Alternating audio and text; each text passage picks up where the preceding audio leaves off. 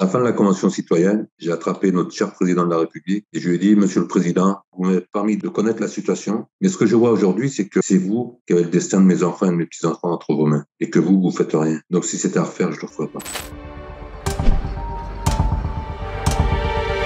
Je m'appelle Héloïse, j'ai 19 ans et j'ai été membre de la Convention citoyenne pour le climat. Je suis Benoît Beaubry, j'ai 52 ans, j'ai été tiré au sort pour la Convention citoyenne pour le climat. J'habite les quartiers nord de Marseille. À l'époque du tirage au sort, j'étais pas plus concerné que ça par le réchauffement climatique, mais ma vie a changé depuis. Je suis Vita Evena, j'ai 57 ans, je vis en Vendée. Je fais partie des 150 qui ont été tirés au sort pour produire et travailler.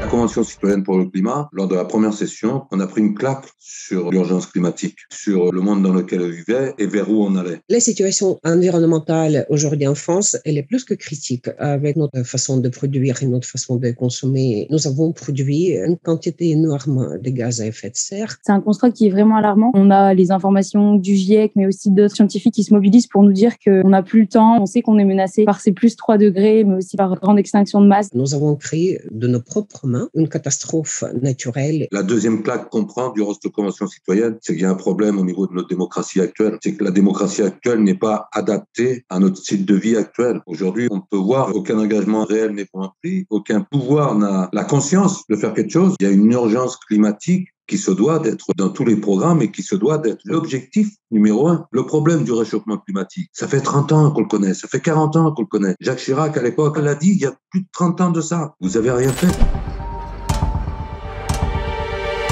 Générations qui sont jeunes aujourd'hui, pour qu'ils puissent vivre normalement, nous tous et toutes, nous devons faire un effort et changer notre façon de produire, notre façon de consommer, notre façon de se déplacer et notre manière de se loger.